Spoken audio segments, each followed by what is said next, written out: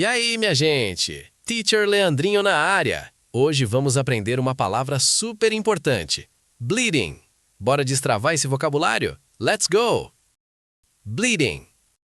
Bleeding. Bleeding significa sangrando, do verbo sangrar.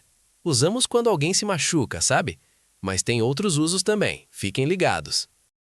He is bleeding. Do you have health insurance? He is bleeding. Do you have health insurance? I am so clumsy. My knee is bleeding from acting clumsy. I am so clumsy.